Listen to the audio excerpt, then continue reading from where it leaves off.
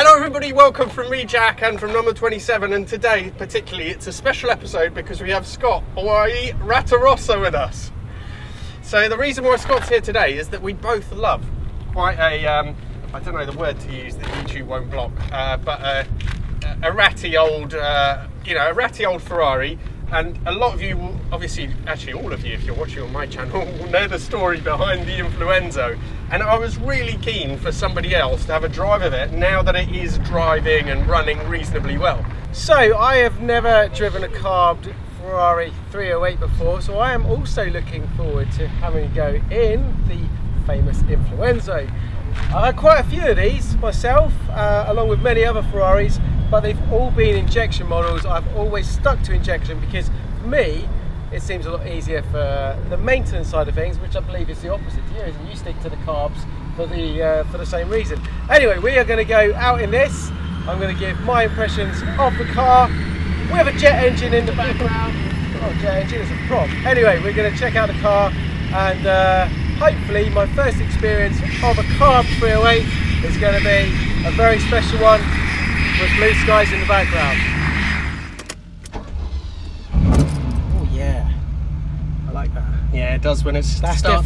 When it starts up. I think it's that exhaust more than the carbs, to be honest. Gives it a bit more edge. Yeah. And I've got the right driving shoes on, obviously. I was going to say, actually, not driving. Yeah. Because the fans don't do much anyway.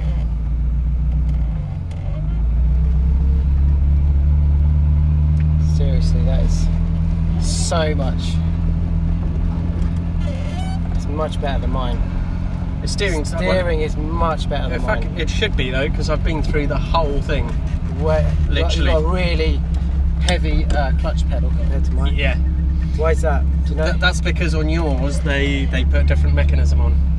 So on the later cars. This is more like so my Testarossa, how did you find my Testarossa? Was that quite heavy? I found it exactly the same as this. Yeah, I was going to say this is, my Testarossa is actually quite a good one. Yeah. Clutch wise, but the original one was extremely heavy. Yeah. That is like this. This is a very heavy clutch. So you've got a little, It's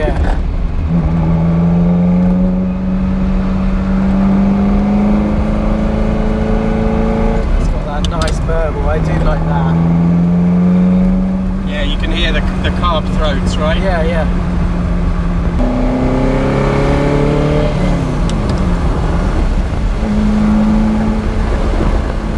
Yeah, I don't know if it's the road. I can just feel, it's quite bumpy, isn't it? This, you're feeling quite the bumps in this. It'll be interesting to. It's hard to compare to my black 308. Yeah. Because that is, that was thrown together. The grey one, when that goes back on the road, it'll be interesting to compare that. Like here is okay, it's very smooth, but when you've got a little bit on the road, you can really feel it in this car. I'm going to go a bit more back lane with this. It's quite enjoyable. Sorry? I'm going to go a bit more back lanes on this. It's very enjoyable. It certainly turns a few heads, this car, in red. It sounds great.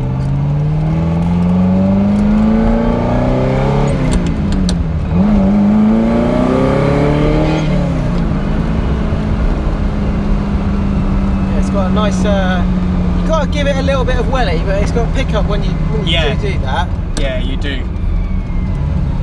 So yeah, the second gear, just rev it through to 7.5.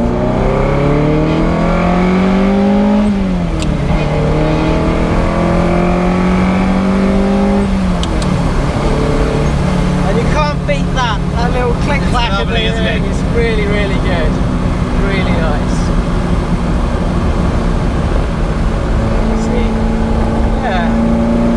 Feels good, handles like a 308. They're not the best handling cars at all. But I mean, compared to a modern day car, they're completely different. But it certainly puts a smile on your face. I love it. I like the little quirkiness of the little bits that doesn't feel like anything else, does it? Yeah, I like it because it's hard to drive. It's not easy to drive. You can't just jump in it. You have to let it warm up, otherwise you'll grind the gears, as I did. Yeah.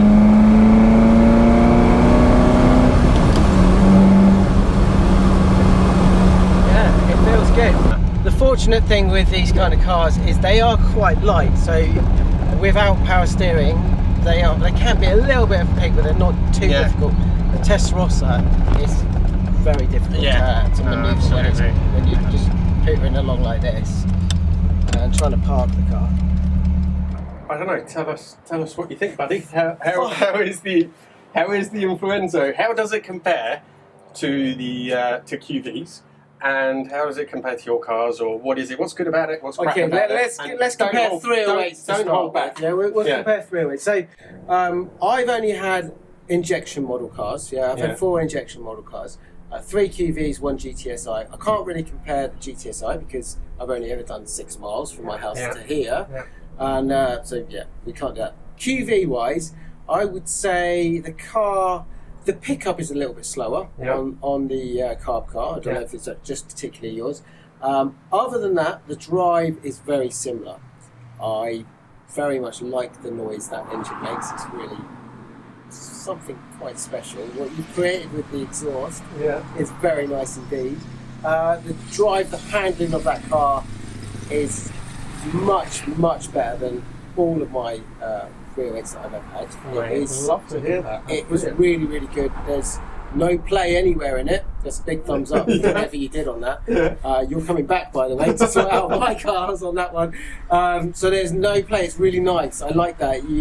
It feels nice and planted, and there's no power steering on 308s anyway. So they're quite go-karty. But that really is, that handles nicely, that corners nicely. Right. What I did find is the rear of the car, it does feel like, there's something there that's not right. And comparing that even to my black 308, we've just been on roads that I use all the time in that car. There's definitely something that needs to be tweaked at the back. There's something not right. You reckon maybe bushes or well, I think or the you shop, said you've done bushes, so I I'll be surprised if there's anything there. So maybe shocks. You said you haven't done the engine mounts, so maybe have a look at those or something like that. But certainly you feel a lot more of the slower bumps and little bits in the road where I haven't felt that so much in my cars. If you'd have asked me, I'd have probably said that's maybe 45. 50,000 mile 308. Thanks, buddy. That's really good to hear. I think the seats have been reupholstered. Yeah. Plus, obviously, that's quite a common thing. Obviously, especially the GTSs because of the sun. That's right. And then I've done, as you know, I've done a lot of little bits and bobs, and so but that's really nice to hear. Man. That's awesome. It's it's a nice car. I would say they're easy to work on, but. You've had your fair share of issues. So have I. You know, we like I say, we ball on a budget with these things, and honestly, when you pulled up in it earlier, I was very surprised at the condition of the car. It's a lot nicer than you see that it comes across on video. The paintwork is really good. It looks fantastic in the sunshine today. It really does in the red, and the drive was very, very pleasurable. That's awesome, buddy. Thank you very much. I really appreciate it. Thank you for letting me drive my first carved 308. Hopefully it's not the last one. And really, really enjoyable drive that one. For sure. Fantastic. Well, everybody, in the very unlikely event that you haven't heard of Scott or watched his other videos, AKA Ratter now. I'm known everyone because I pulled up at McDonald's last night and there was some young car show and Ratter. That's it now. Just in case you haven't heard of Ratter or watched his videos before, this is his channel, and I'll put a link in the video description as well. Thank you all for watching as always, and I really look forward to seeing you for the next one. Got some videos coming up, if they're not yet coming out, of some issues with the InfluEnzo. Some of the lovely old style things where I do lots of work on it and don't fix anything that I know you all love. So those will be coming up soon. See you later, guys. Ciao for now.